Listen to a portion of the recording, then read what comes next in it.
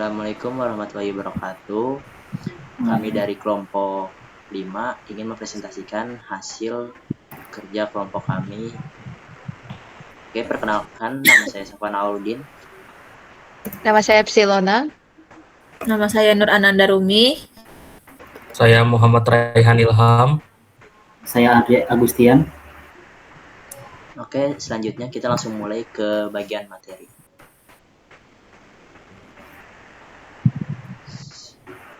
Sama di sini ada tantangan utama.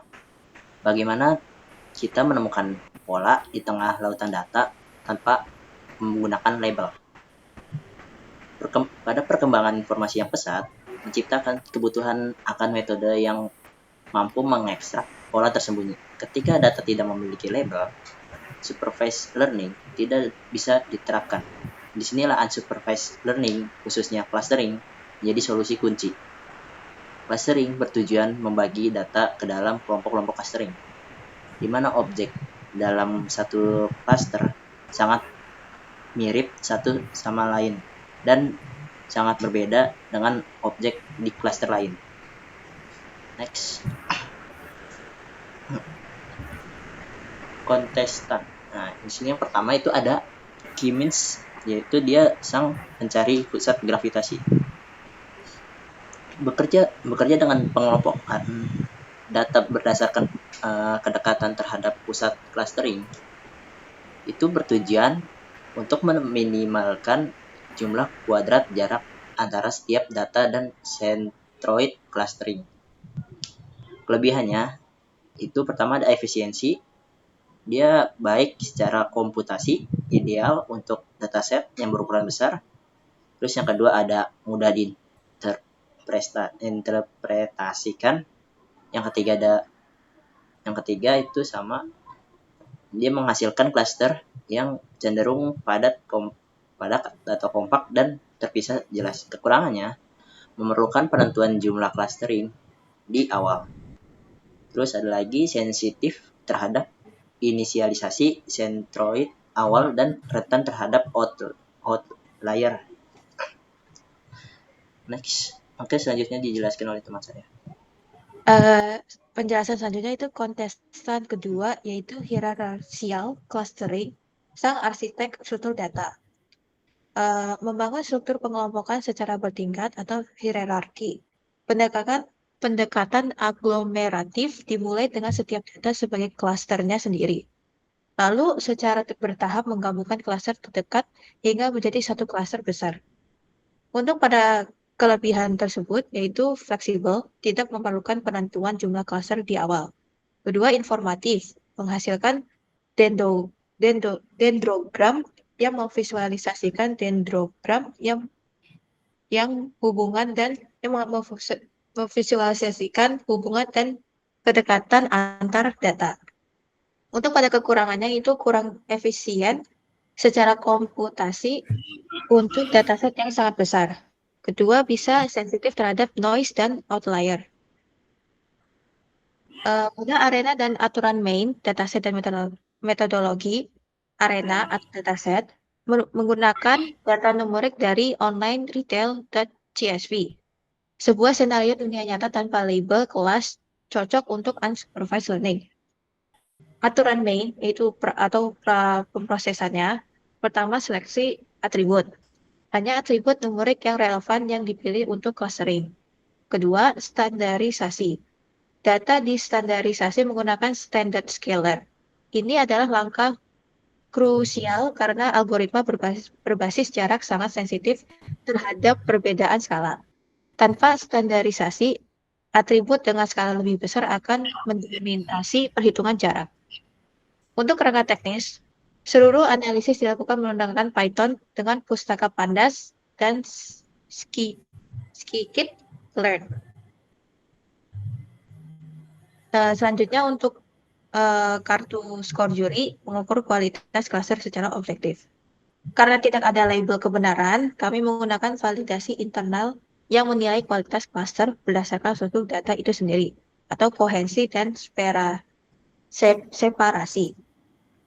Pertama, silhouette koefisien. itu mengukur seberapa mirip sebuah objek dengan klasternya sendiri dibandingkan dengan klaster tetangga terdekat.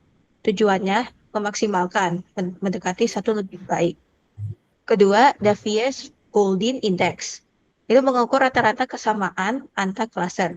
Kesamaan adalah rasio jarak dalam klaster terhadap jarak antar klaster. Tujuannya meminimalkan, lebih rendah lebih baik. Terakhir, Kalinski-Harabas Index itu mengukur rasio antara dispersi antar klaster dan dispersi dalam klaster. Selanjutnya akan dijelaskan oleh rekan saya. Lalu di sini ada Kamins beraksi, yaitu menemukan jumlah klaster optimal.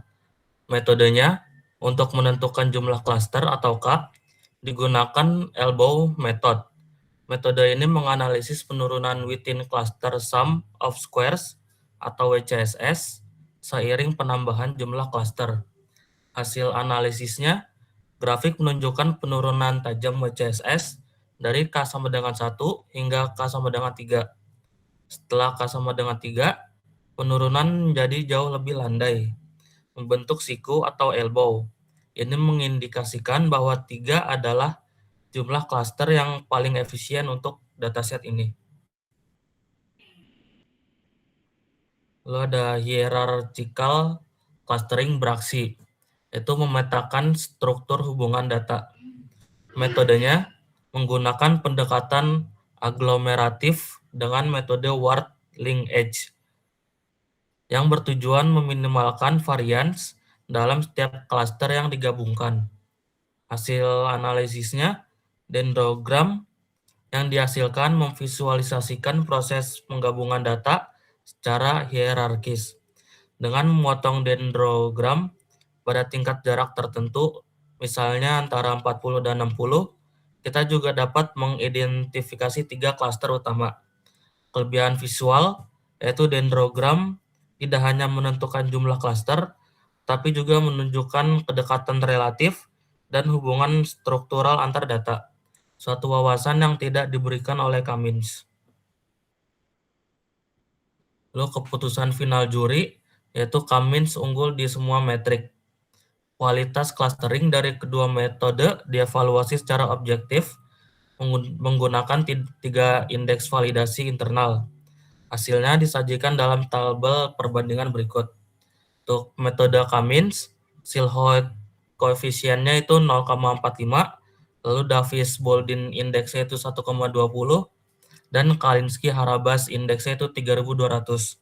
Untuk metode hierarchical clustering, Silhouette koefisiennya itu 0,38, lalu ada Davies-Bouldin indeksnya itu 1,45, dan Kalinski-Harabas indeksnya itu 2.800. Kesimpulannya, Kamins secara konsisten menunjukkan performa yang lebih baik di ketiga metrik. Silhouette koefisien lebih tinggi, Davies-Bouldin index lebih rendah, dan Kalinski-Harabas index lebih tinggi. Selanjutnya dijelaskan oleh Rumi.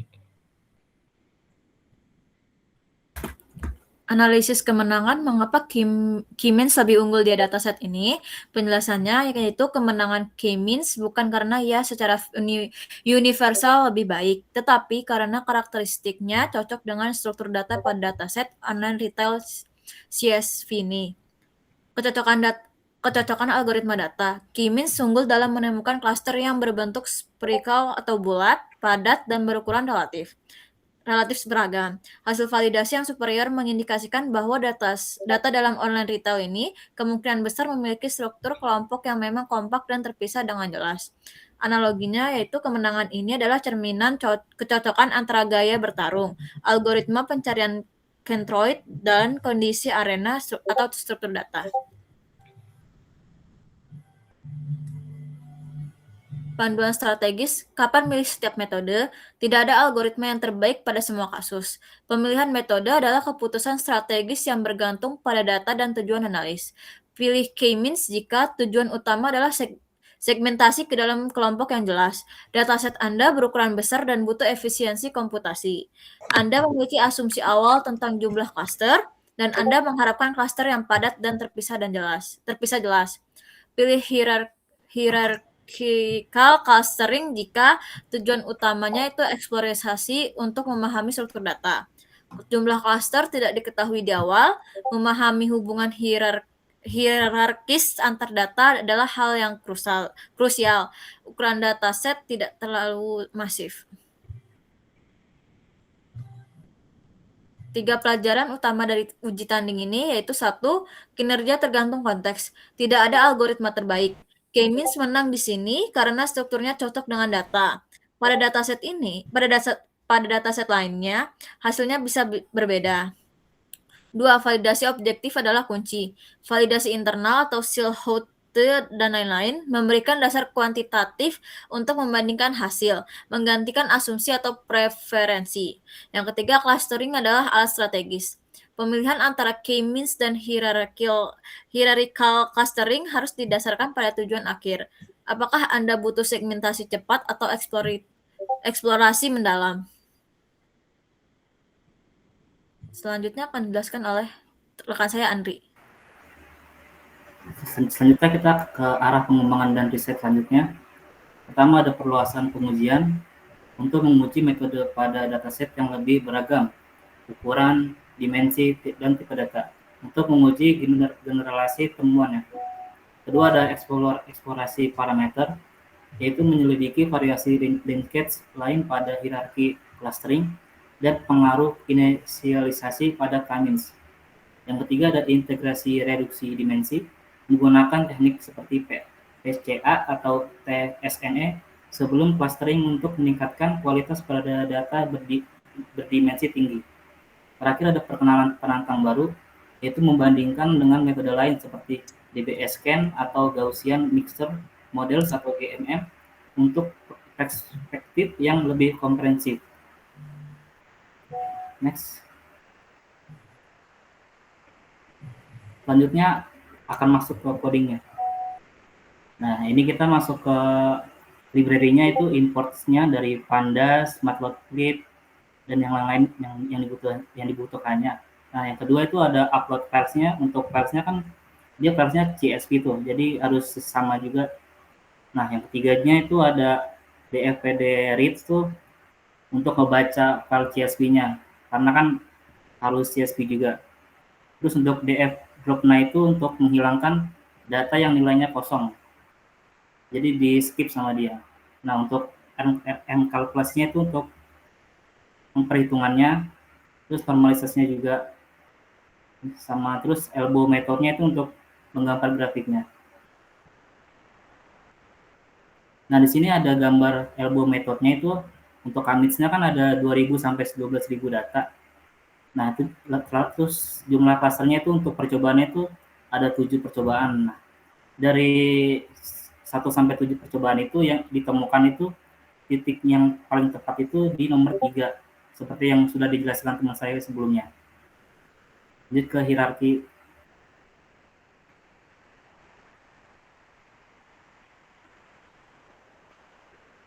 Ini masih sama, untuk library-nya juga sama, importnya dan segala macam untuk kebutuhannya. Untuk upload file juga sama, modelnya CSV juga, baca juga, untuk menghilangkannya juga sama, kalkulasinya juga walaupun agak beda rumusnya. Terus untuk diagramnya ini ada distance-nya, jaraknya, terus customer. Nah, kenapa ada 3 warna itu dibagi 3 jenis, yaitu karena itu diagram itu menunjukkan proses penggabungan data berdasarkan jaraknya. Cabang rendah berarti mirip, cabang tinggi berarti berbeda jauh. Nah, pemotongan diagram itu menghasilkan 3 kelompok besar konsisten dengan K-means-nya. Seperti yang tadi, K-means kan dia berarti ada kecenderungan untuk perbandingannya hampir sama itu. Yang berarti K-means itu menjawab jumlah cluster optimal secara kuantitatif secara WCSS itu. Terus hierarki clustering itu menjelaskan hubungan antara secara struktural melalui diagramnya. Keduanya menunjukkan kesimpulan yang sama, yaitu data secara alami terbagi menjadi 3 cluster. Untuk presentasinya, mungkin kalau ada salah kata, mohon maaf. Wassalamualaikum warahmatullahi wabarakatuh.